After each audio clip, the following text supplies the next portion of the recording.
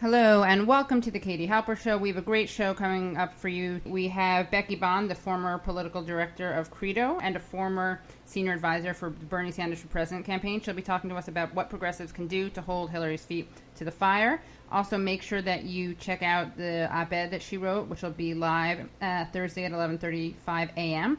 That's at The Hill, thehill.com. And we'll be talking to Brendan James, the producer of the El Chapo Traphouse podcast, as well as a writer at Vice, The Guardian, and Slate about Trump, the shakeups in his team, and about Juanita Broaddrick, who accused Bill Clinton of raping her, and rape culture. He's also deep_beige on Twitter.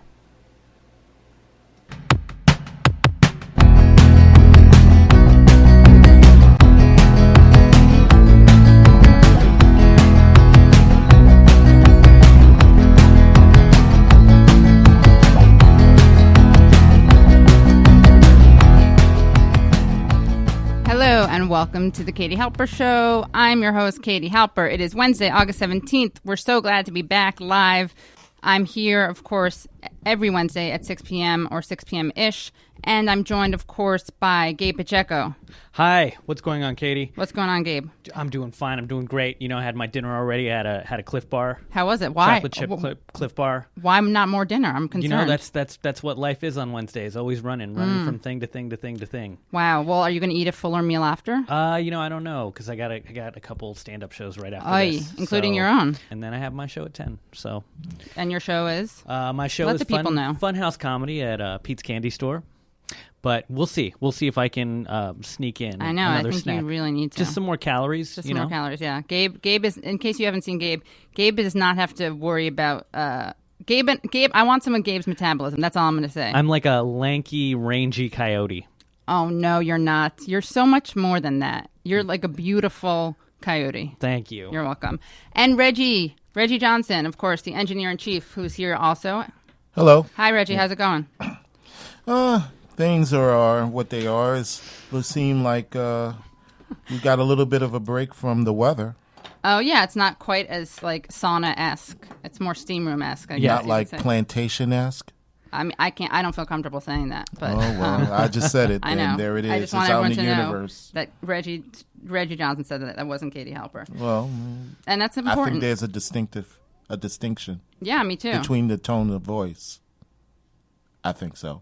People can tell the difference between thank Reggie you for and Katie. translating. I was like, that's not the only reason. Okay, I thought that was funny. I'll work as an interpreter on the show. Thank you. Well, Gabe, as everyone knows, Gabe and Reggie do have a special bromance. So we have a great show lined up for you today. We have I'm going to do very short, some just news headlines, but then we're going to bring on our first guest, who we're so psyched to talk to, Becky Bond. Becky Bond is an organizer.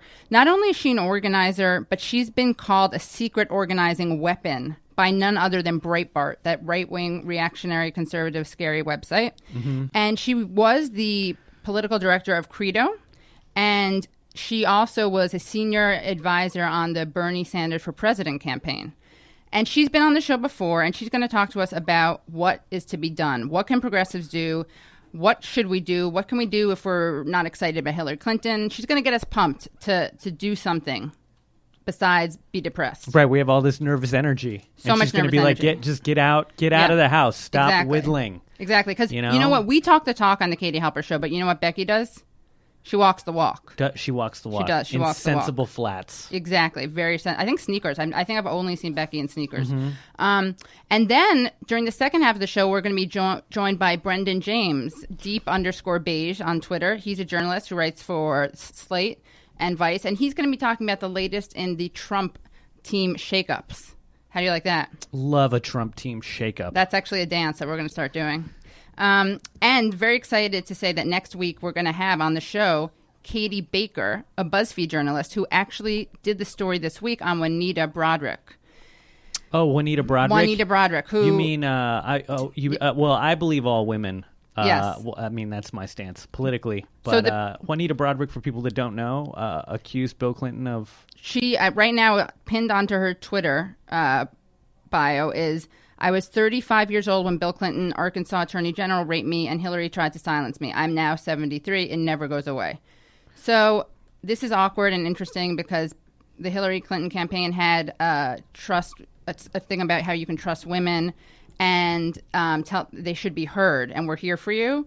And they had to remove that after this story came out on BuzzFeed, which is basically Katie Baker's asking Juanita Broaddrick what happened. And it's a very nuanced piece. And it's really important because it is hard to write about this stuff. That's an understatement. Because the idea of a woman being punished for the crimes of her husband is that he was allowed to get away with is problematic. But you know what else is problematic?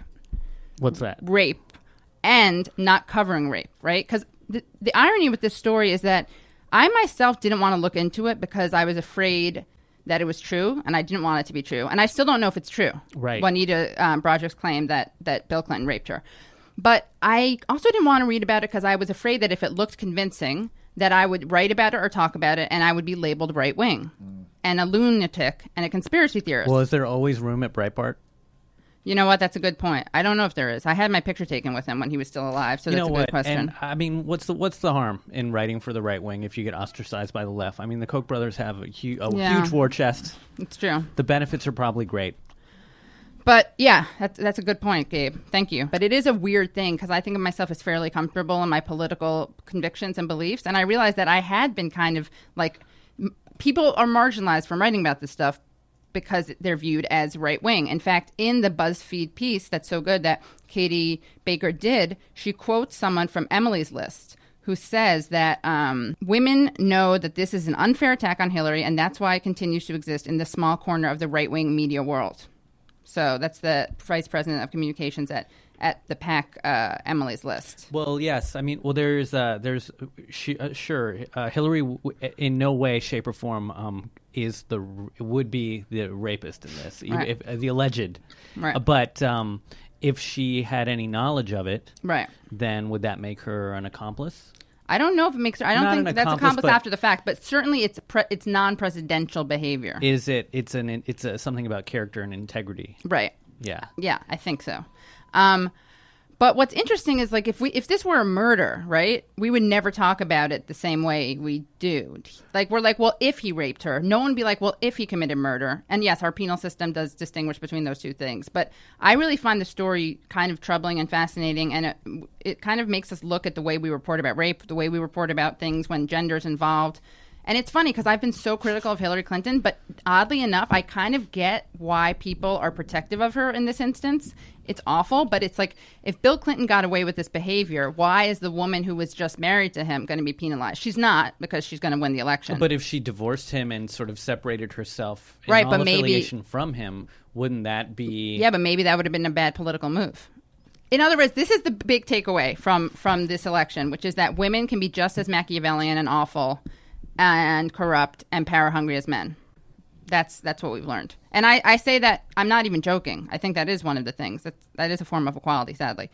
So it's progress then. Yeah, exactly. I mean... in the worst sense, but nevertheless. Yeah, maybe. Okay, so that's one of the headlines. And by the way, you'll want to know that Wonquette wrote this that drove some of us crazy. Most people weren't following this or writing about this. All of mainstream feminism is on a retreat where they have no cell service or no Wi-Fi service because nobody wrote about this. And this is Wonquette describing the revelations in this BuzzFeed article. To sum up, I think Bill Clinton could very well have raped Juanita Broaddrick. That it doesn't make him an evil man or irredeemable. I'm Catholic. We're all forgiven if we're sorry. And Broaddrick says Bill Clinton personally called her to apologize. It doesn't even necessarily make him a bad feminist, later, once he stops doing that. So, guys, if you want to be a good feminist ally, here's what you do. Always follow up a rape with a phone call.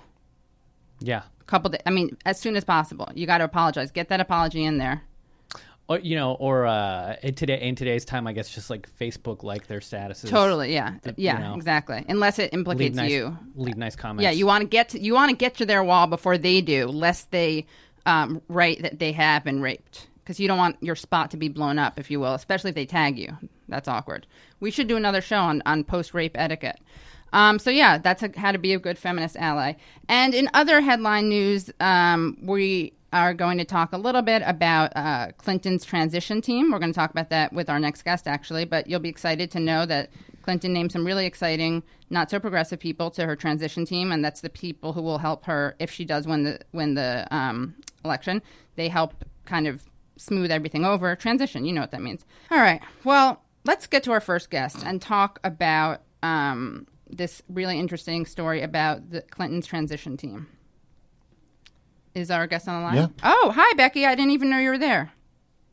Oh, yes. Well, I'm calling in from that feminist retreat that you were invited to.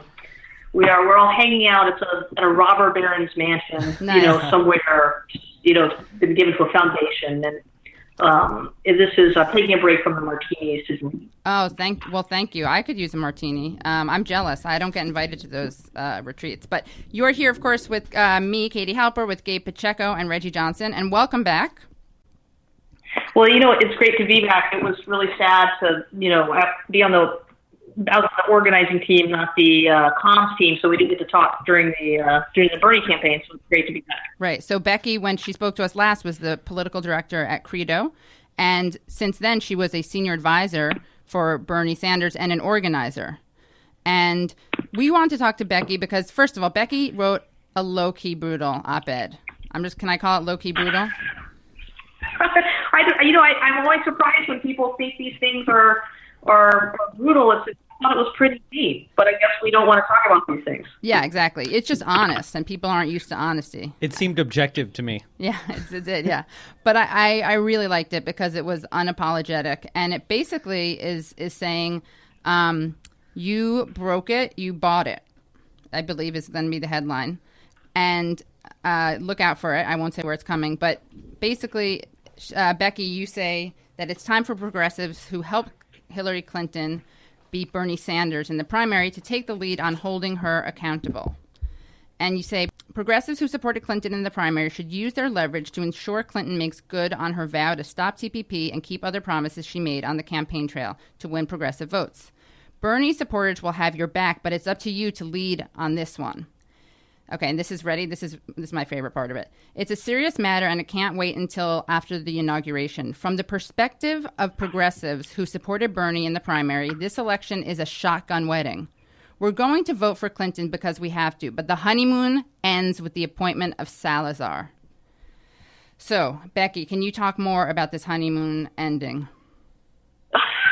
Well, it was short, the honeymoon. I mean, it was, if there was one. I mean, the point is that for those of us who supported Bernie, the press has tried to make a ridiculous story out saying that a bunch of people who supported Bernie were not going to support Clinton. But of course, Bernie supporters, the vast majority of them are going to support Clinton versus Trump, right? Because that's the choice that we have. But just because we're going to vote for Clinton doesn't mean that we're going to like it. And it also, means that that no one who is progressive who's voting for Clinton, should assume that we're going to get all the progressive things that she's promising on the campaign trail. We know we have to hold her accountable. When we sent Obama into office, a lot of people sat back and they said, hey, the guy just got elected. Let him.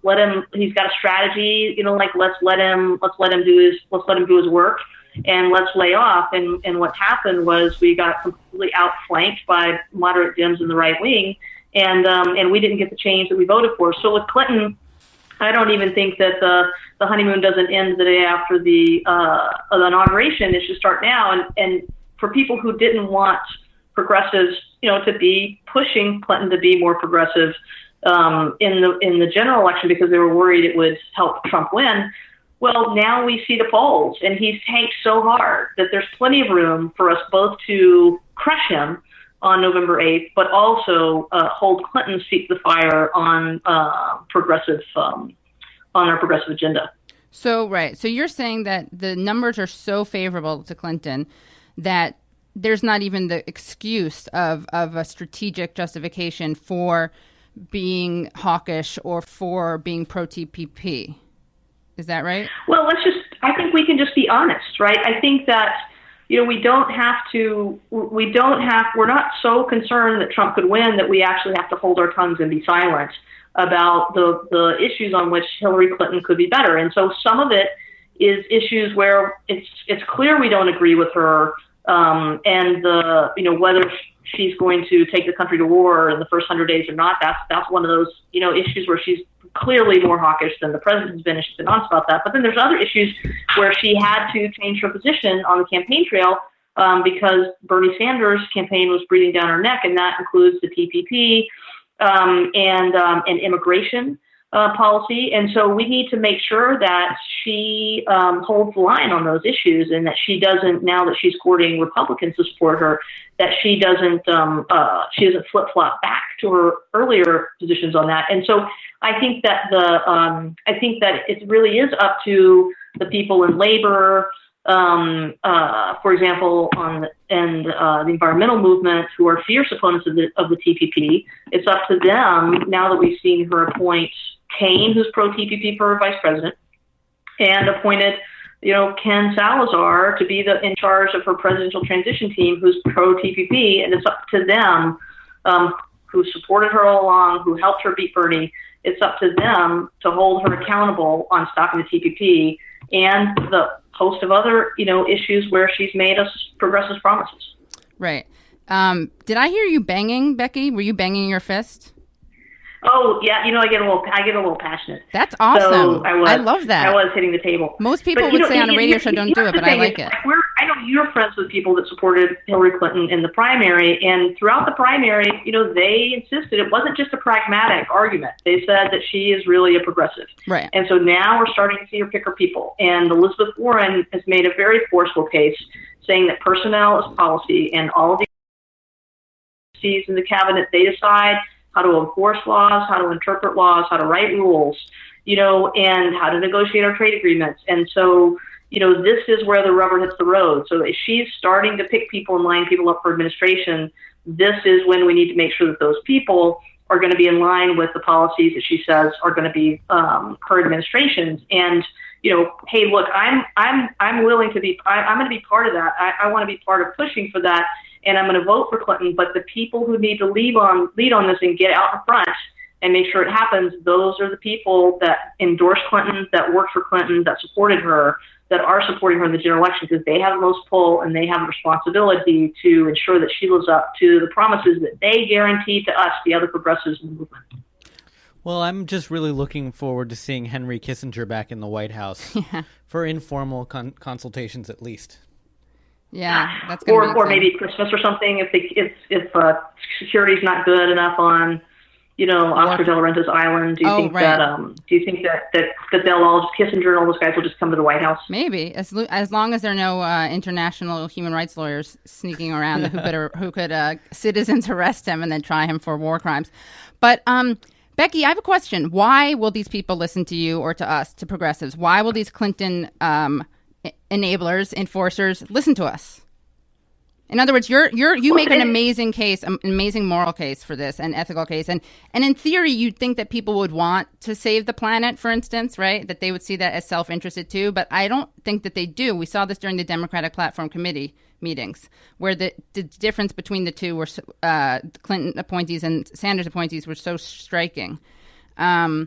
Well, we did end up bringing people around on a lot of big issues during the platform fight. I mean, here's what I say. It's very tempting to say to fellow progressives who supported Clinton and helped Clinton beat Bernie in the primary, "I told you so." Yeah. Right? They said she was going to be this big progressive champion, and we were like, "No, she's not. That's why we're going for Bernie." And it'd be very tempting to say, "I told you so." But you're not going to do that. That's not what I'm saying, because we can't take our toys and go home. We're in this together, and there's a lot at stake. And so what I'm saying is, the way I'm thinking about it is more like you broke it, you bought it. Right. So progressives who supported Hillary Clinton, you've got your candidate.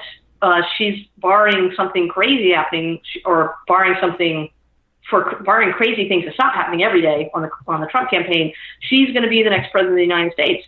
Okay, you own the situation now, right? You made it happen, and so you need to take responsibility for ensuring that she lives up to her rhetoric on these progressive issues. And it's going to take a lot of people pushing, and we know that, and everybody's willing to participate. But those progressives, they need to take the lead, and I think a lot of them, I think they do care about things. I think our friends in labor who endorsed Clinton early, I think they do really want to stop the the TPP. It's not that they don't want to, but I think we do have to be honest.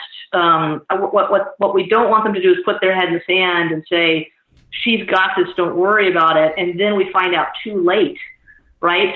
When it's a done deal, and then all of us together can't stop it. It's kind of like what happened in the healthcare fight when we were, trying to stop, what was the Michigan guy that had the Bart Stupak amendment, and Planned Parenthood and these groups on the Hill, they were like, no, we got it. Don't worry. We've got this defeated. Don't worry about it. Don't do anything. This is an inside deal. And Nancy Pelosi's got it. And then we didn't do anything and it passed. Right. And so we can't let them be overconfident, and not be fighting starting now, to make sure that we all can hold the line when Clinton hits the White House after inauguration. So Nancy, are there like Becky? You got Pelosi on the mind. Yes, I did. Pelosi, I got Nancy Pelosi on my mind. Sorry, Becky. As usual. So Becky, a question for you: are you saying maybe that we should put pressure on surrogates, Clinton surrogates, and ask them where they stand and see where they are on issues? How is it that we can really apply pressure to? That's a good question. I mean, I think there should be. I think that progressives who helped Clinton beat Bernie and are now, and now all of us are, voting for her to be in the White House against Trump. I think that they need to ensure that their voices are heard when these cabinet appointments are made, and then when all of the other, thousands of people that are given jobs in the White House, and if Ken Salazar is able to pack the White House with people that agree with his agenda rather than the agenda that Clinton has stated, it'll be really hard to move forward on the things that we want. So I think pushing, if we push people whose names are floated as possible choices for these important roles, if we push them before the decisions are made, then I think we'll have a really good choice. And who better to push on that than the people who are supporting Clinton? Either they're in the room or their voices, they're more likely to be covered by a reporter if they are questioning, a possible Clinton decision before it happens, because they are Clinton supporters. So they have a special responsibility, right? To make sure that this that we don't end up with a White House which is much more conservative on Wall Street. But isn't that what they want? I used to think that they were bad negotiators and bad deal makers. Now I actually think that these people, these Democrats who aren't progressive, don't they want conservative stances and positions and policies when it comes to Wall Street and so many other things? Well, I mean, take a look at, Planned Parenthood and NARAL. I mean, I'm sure they didn't want Tim Kaine to be the vice president, someone who, doesn't support repealing the Hyde Amendment. I don't think that I don't think they want that, at all. I think they don't want that. So the question is, clearly they didn't have enough pull in the room to get that not to happen. And so as we see this happening, everybody should be on notice, right? That they need to step up their game, basically, right? So we've got Kaine and we've got Salazar, and maybe Kissinger, Secretary of State, put in charge of Treasury, right? So I mean, these are really, or any number of sub appointments at the SEC.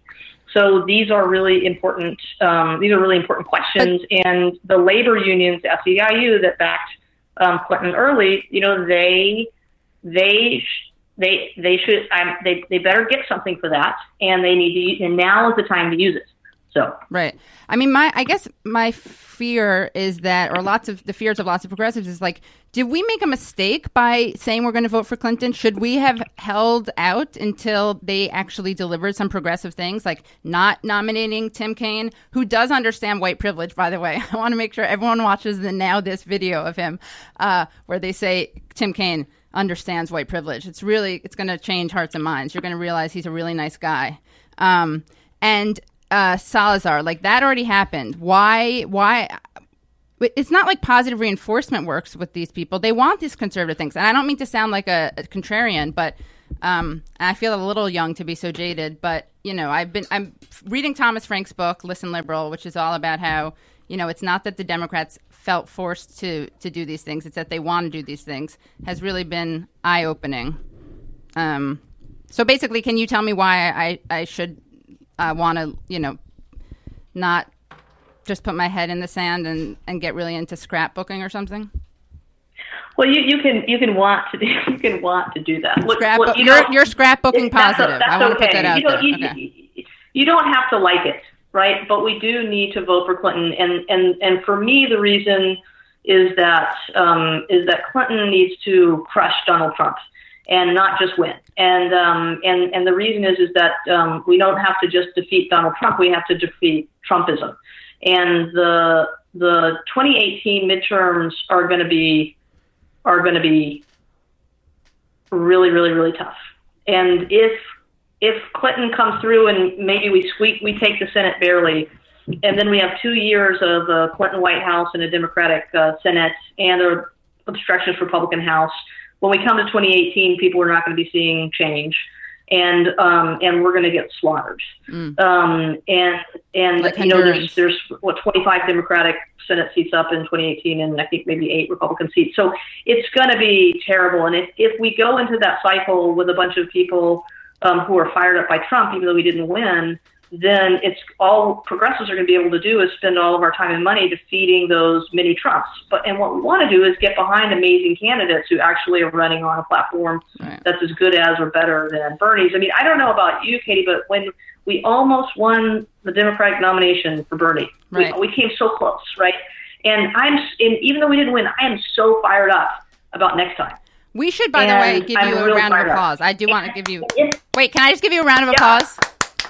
Because really, you should. Yeah. I didn't even say this at the beginning, but you really, Becky and her team, everyone did an amazing job. If the Trump folks are as fired up as I am because they almost win, then it's going to take 10 years. You're saying that you don't want Becky Bond, little conservative right-wing Becky Bonds running around the world, the country.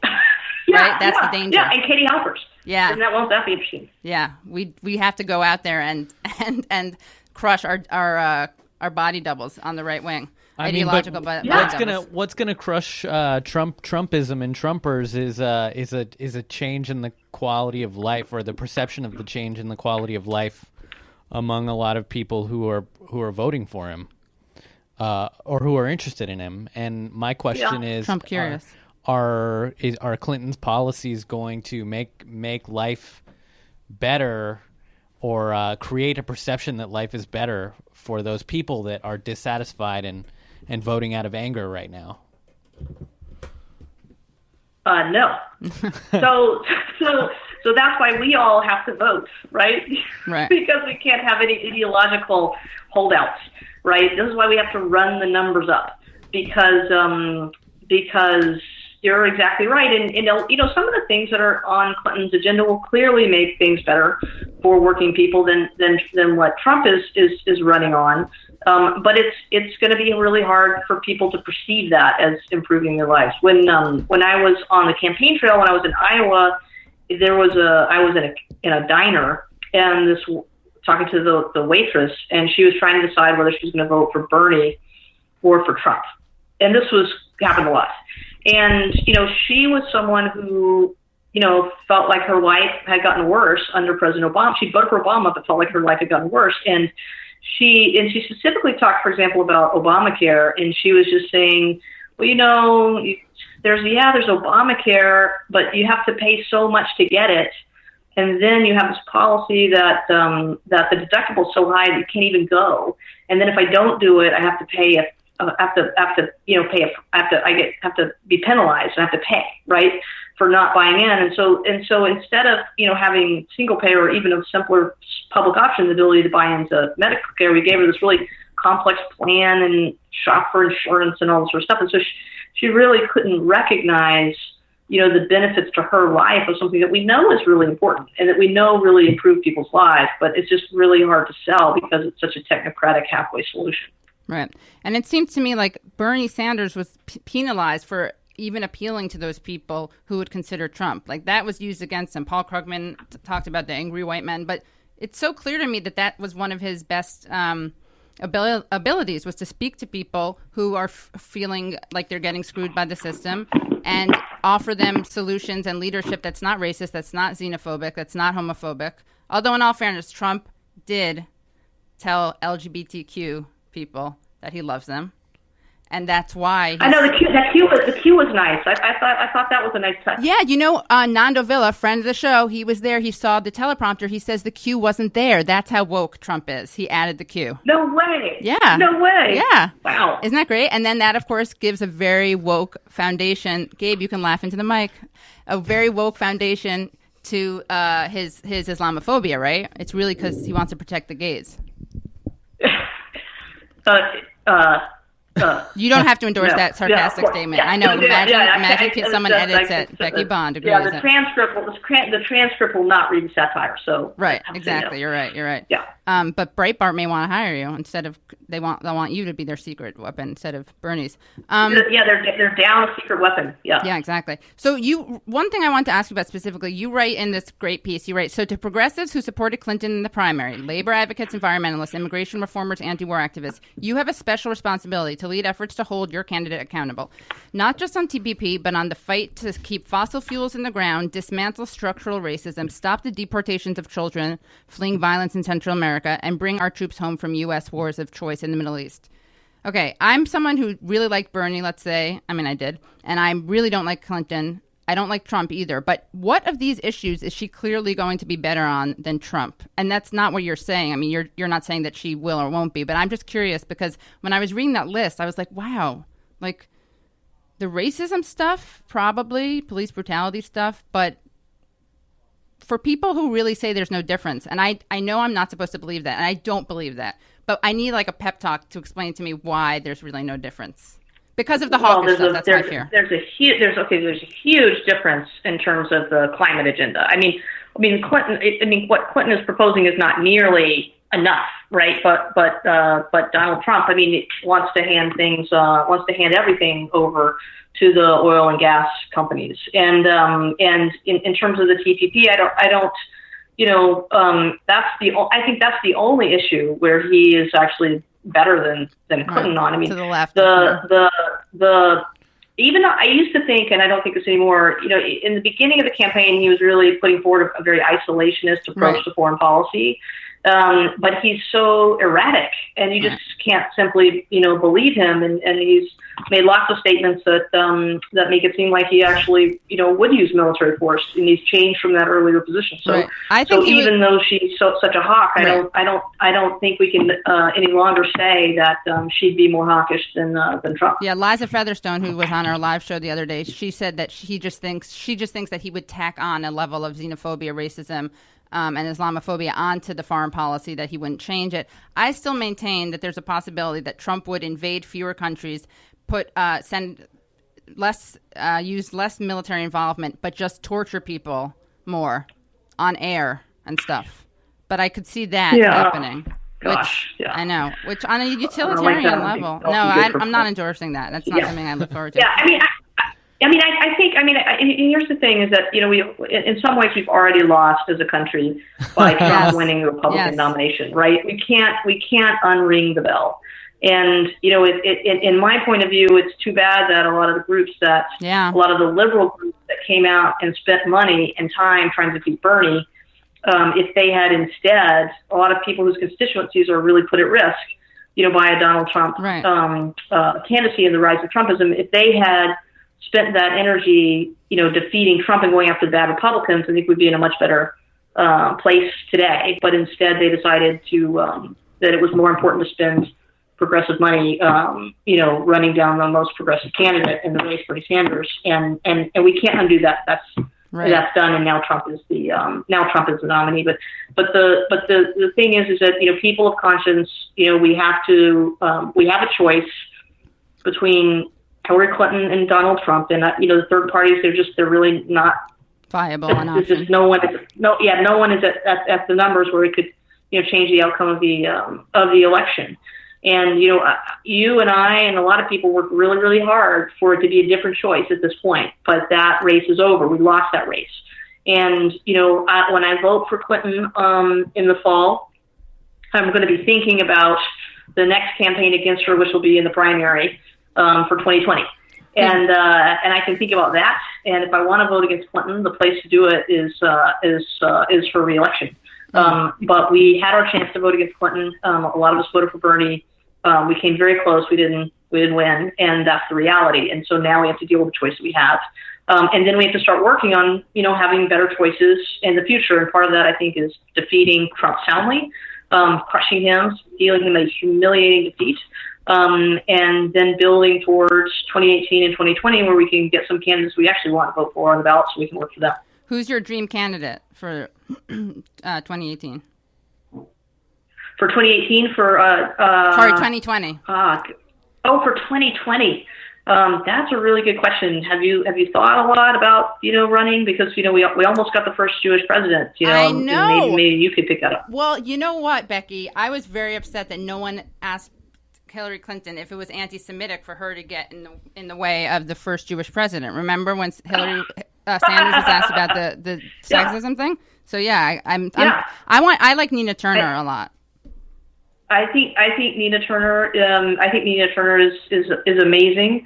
I think there's a lot of I think a lot of people.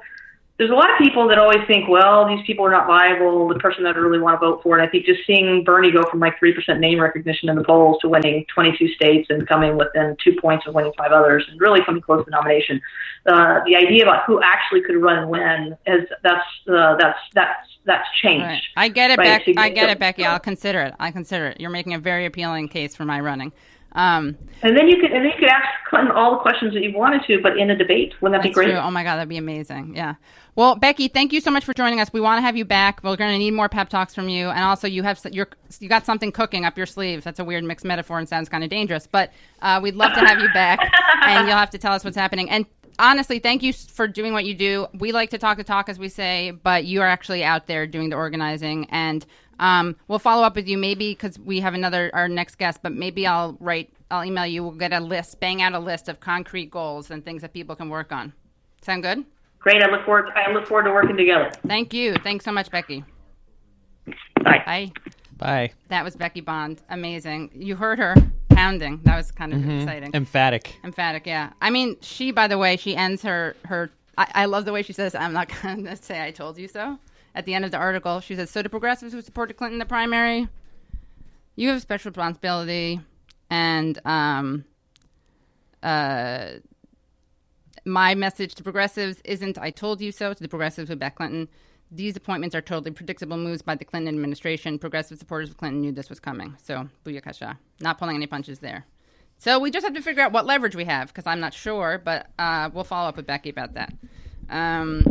We'll take, You know what we've got? What? Dank memes. We do have dank memes, and never underestimate the power of dank memes to change the world. They, what's that Margaret Mead quote?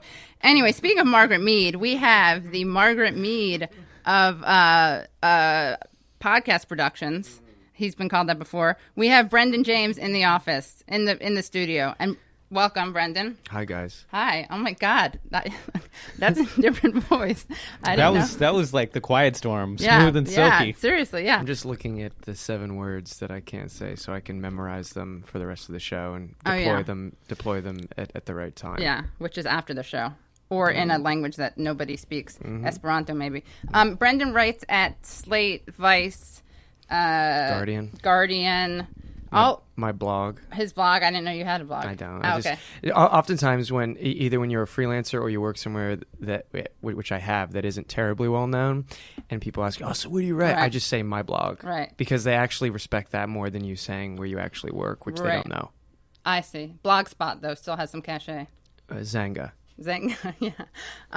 So, Brendan, can you tell us about... Oh, and you're also the producer of the Chapo Traphouse podcast. That's right. Big friends of the show. Mm-hmm. Can you tell us about... You're a friend of our show, too. Actually, that's more truthful. Yeah, I'm more of a friend of your show than other way around. We're on good terms. I love the Chapo Traphouse. If any of our listeners have not, you have to really go. We just got on Spotify. If you want to check us out on Spotify, because that's where we're going to get all those demographics. We can target market people now. Oh, great! Super important for how much does Spotify just pay you for that? We at least get like $20 a year from that, from the ad revenue share. From what you just said, I mean. Oh, just now? No, I'm not pitching. You want me to get me on pitch mode? Just talk about Popeyes. I mean, I've been eating a lot of Popeyes. That's true. I love how Popeye smells. You know, you I haven't get really picked up on the smell aspect. You get off of like a J train, an overhead J train in Bushwick, and you just step outside, and there's like a Popeyes right underneath That the little White station. Louisiana musk. Oh, so musky. Subway's smells really distinct. Yeah, Not No distinct, doubt. right? No doubt. We can all agree on that. Well, thanks for having me on. That was a Yeah. good chat. Yeah. Okay. So we're gonna do some food tasting, taste. What is it called? Taste testing. Okay. Tastemakers testing. So tell us, Brendan, what is the deal with all this Donald Trump mishigas? Because I can't honestly follow it. We got Donald Trump, this guy in Ukraine. Ukraine. Sorry, guys. It's the communist in me. Manafort. We got Manaweek. Managot, the Italian dish. Yeah, exactly. Man Alive. We got him, them, and then we got Roger Ailes. So Yeah, tell Roger us Ailes what is back in the yeah, game. what the deal is. And Well- you've written really great pieces about this on The Guardian and at Vice. Thank you. Yeah. So Ailes was sort of a bombshell the other day. It was a bombshell. Can you and tell it us wasn't a who bombshell. Ailes is? Roger No. Ailes is the founder, one of the founders, along with Rupert Murdoch of the Fox News Channel, and he was the CEO and chairman for the entirety up until now of Fox's existence. And he has been sort of unceremoniously disgraced by really a wave of allegations of sexual abuse. By women putting their body parts onto his hand.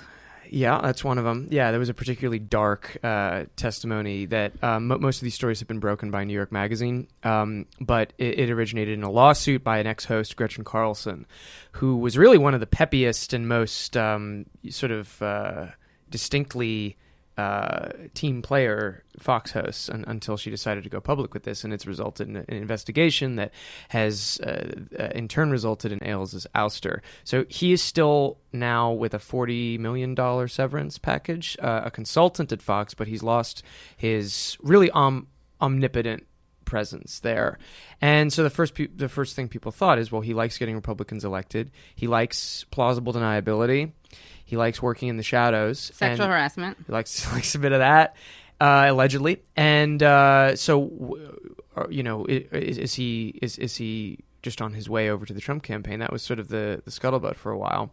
Just want to put in a good scuttlebutt drop. We need one. Drop per that episode. And it turns out, according to the New York Times, that indeed he has migrated to the Trump campaign, and along with another hire today, well, an official hire. Ailes has said, and people have said, that he is not officially hired by the Trump campaign, which would again be consistent. He often doesn't like being materially connected, just working from the shadows.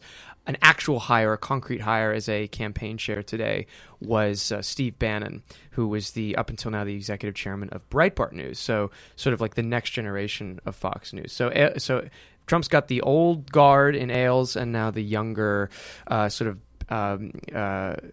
Batman Returns style conservative media moguls at his side. Gabe really enjoys that reference. Right? I love any pop culture references. So no, what was the future Batman? I was trying to be really quick with my reference there. It was not new. It was like new Batman. It was like Batman Beyond. Batman Beyond. The Breitbart guys, the Batman Beyond. That's what I was saying. Now, does he have any track record of like creep life in the same way that Ailes does? Oh, good question. No, I don't think there's anything like that out there about him. But I did write a piece today, sort of running through his rap sheet, his background, and he's got actually a very interesting life. He's really kind of come up from.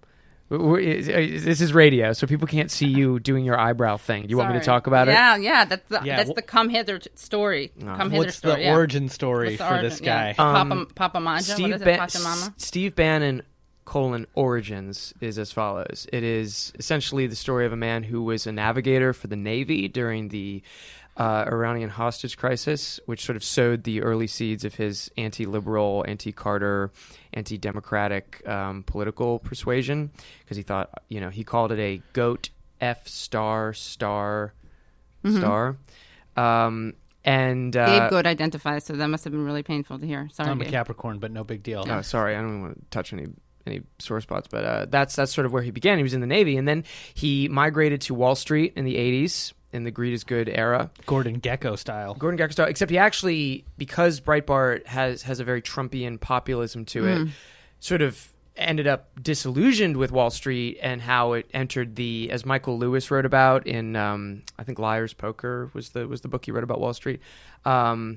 he ended up very disgusted with how Wall Street became sort of even more 1%y, screwing over the little guy type stuff. Can I say screw? Yeah, because I already said it. Okay, good. And it's not on there. And then from there, he went into the entertainment industry and began to produce movies and then make his own movies after 9/11. And that's when his political awakening really happened, and he was courted and then converted, I think, to full-time political operator status by Andrew Breitbart, the late Andrew Breitbart, who died in 2012, and whose mantle Steve Bannon has taken up and brought past his media influence into the Trump campaign. Now, what kind of movies was he making? He made a movie called Battle for America, which was about the Constitution lovers versus the liberal elites. He made a movie called Border War, which was obviously about immigration and touching on a lot of the stuff that we see motivating the alt-right and the Trump movement. He made a movie called Evil, something Fear No Evil or See No Evil or something like that, which was like Hear No Evil. Or indeed Hear No Evil. And that was a Reagan War on Terror sort of like mishmash of that was the first one he made in 2004.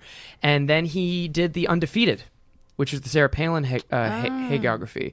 And I think Breitbart called him Lenny Riefenstahl. The Riefenstahl of the sort of alt-right, which to him was a compliment, I think, wow. just openly. Terrible. Yeah, and he's done a lot of other movies too, but if you look at them, they really are kind of the library of your Trump supporter, your average Trump guy. And so he's a perfect fit, and the only concern now for those who see any future for the Republican Party or indeed for any kind of Republican victory in the general election, which is a prospect that's shrinking by the day, it seems, this is disturbing to them because it's what appeal does this guy have, and how is he going to run the campaign to broaden it beyond what Trump already has, which is the support of the, super hardcore nativist, xenophobic, and brawler Street Fighter type. You literally supporters. make it sound like everybody voting for Trump is Bill the Butcher from Gangs of New York. It's not add about 200 pounds maybe, and the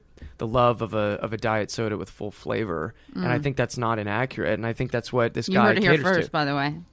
That's where just mark that moment of that diagnosis. I think if it was Trump Pence 2016 full flavor.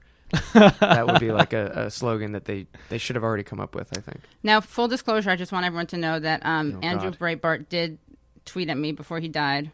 Like right before? No, yeah, I was the last person he contacted. You were his rosebud tweet. Yeah, exactly, you were his emergency contact. Yeah, exactly. And he wrote, Jimmy J.J. Walker is a big right winger. I don't even know who that is. I kind of do, Is that the Southern guy who talks on MSNBC? No. I don't want to take a stab in the dark, so I don't know. Oh, okay.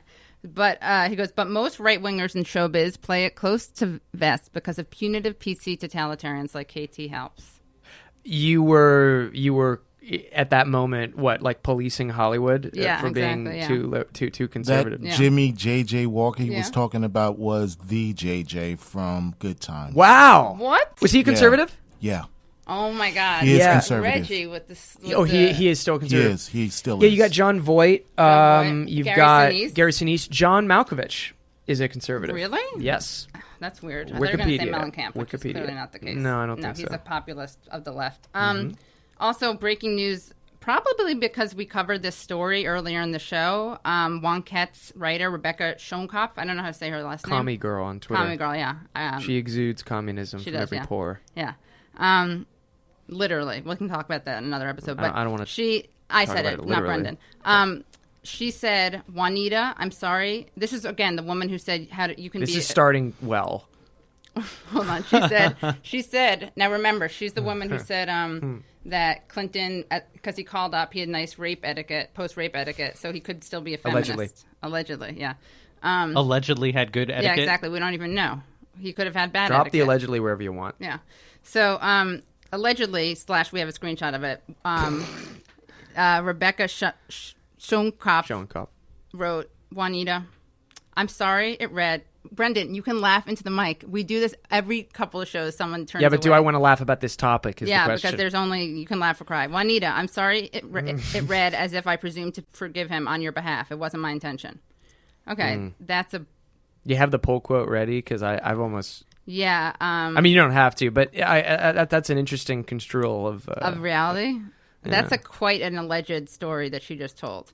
We're actually going to talk about this on Chapo tomorrow. Oh, nice plug. Yeah. Chapo Traphouse, available on Spotify, iTunes, and SoundCloud. Well, again, yeah, she says we're all forgiven. That was my favorite thing about it. I'm Catholic. We're all forgiven if we're sorry. And Broaddrick says Bill Clinton. Do your listeners know what you're talking about with this whole? Yeah, we talked about it earlier. Cool. I thought the show was just me today. This segment. No. We talked about it earlier. It was one of our headlines. Next you can week call we're from going the to mic, have Katie. I keep telling one's you. appealing, one's not. Next week we're going to have Katie Baker on the show talking about the report. She wrote that brilliant piece that sparked this whole thing. The big story that sparked the little tweet. One small step for rape apology. Yeah. But that's the funny thing. It's hilarious. This whole topic is that I feel like there was kind of this agreement, like a pact, that we weren't going to talk about the Juanita Broaddrick thing for messed up reasons. Mm-hmm. But then once a big Clintonite, that is this Wonkat person, came out and offered not like it didn't happen, but a rape apology, like it probably did, but it's okay. Yeah, because... I mean, she does. You're not exaggerating. And yeah. I mean, it's really, that is in the post. Yeah. It's pretty remarkable. Yeah, it's different than a piece with doubt. It's a piece that's like, hey, maybe, but it's in the past. Which in a sense is refreshing. I mean, that's the thing you got to. Yeah. Well, I'm not even being sarcastic. I mean, it is sort of refreshing in that isolated, amoral regard that she's putting the cards on the table. Right. But it's interesting that there was not a big feminist backlash. Yeah, that is. I mean, it really was something that. Why don't you? No, go. Take the reins. No. Why? It really was something. What? No, I was going to say we don't know if it's because they didn't care or if it was because it was on Wonkat, which nobody reads anymore. So in all fairness. Yeah, to answer that legitimately though, I mean, I think that social media has erased the concern over where something was written. If you block quote something or whatever, or it's going to. If people want to sound off on it, they will. And I got to agree with you. I was surprised to see that none of the people who have been really banging that drum against rape culture, Bernie, sexism, harassment online, a lot of the themes that seem to tie into this case in which a woman is, for decades at this point, trying to tell her story and largely being ignored by progressives or progressives have been dancing around it. Certainly, there was just no real crickets, even. Which is why... And crickets are known to be progressive and just as an animal, and I was surprised that not even they were making any noise. They do a little... Yeah, they're always... They do that dance. By the way, that's why I may have looked like a crazy person, but maybe if some other feminists had come out, I wouldn't have been on Twitter all night. We got to get you off Twitter. Yeah, I know. I was thinking... Yeah, okay. Well, you know what? We'll talk about it more later, but... Get on Zanga like me. Yeah, I got to get on Zanga. Any final words? We're gonna have you back. Oh, woke Trump. We're gonna have you back to do the woke Trump. I'm glad Trump we didn't thing. get to that. All right, it's too much. I wasn't prepared for it. Yeah, it's too emotionally. So, well, anything else you want to talk about in the remaining minute? Oh God. No, not really. I saw Suicide Squad the other day. I can recommend all your listeners go see it. It's, really? No, of course not. With, no. It's a terrible film, and I can only say that you shouldn't give money to Warner Brothers or DC anymore for those movies, because I also had to see Batman vs Superman, which was equally bad. Wow. So terrible. I was. Do you guys do culture on your show? Do you do? Yeah, this is like some serious culture stuff. We Maybe do. I'm overwhelming your listeners. No. I get about a third of the references that are like dudish, and then I. Bro corner. No, I'm not. Why hasn't Gabe spoken heretofore? This is marginal. Sort of really, he's not even talking at all, and I feel like you're domineering over this man who doesn't have a voice otherwise. Yeah. Go take it away. I'm not even going to sign out. I don't have a space. No, you know what? I'm just the side chair here at the Katie Halper Show. Whenever you guys need me, I'll chime in. Loved Suicide Squad. Do you want to send us? Do you want to send us packing? We have to end it up. But I want to give now? you the keys to. Hey guys, follow us all on Twitter. You can follow me first at Gabe_Pacheco.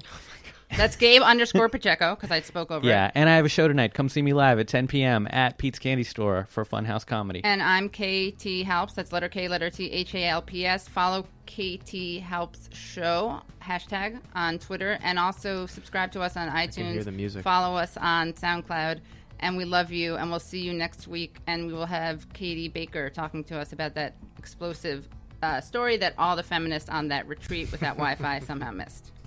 We love you. Bye. Bye. Bye.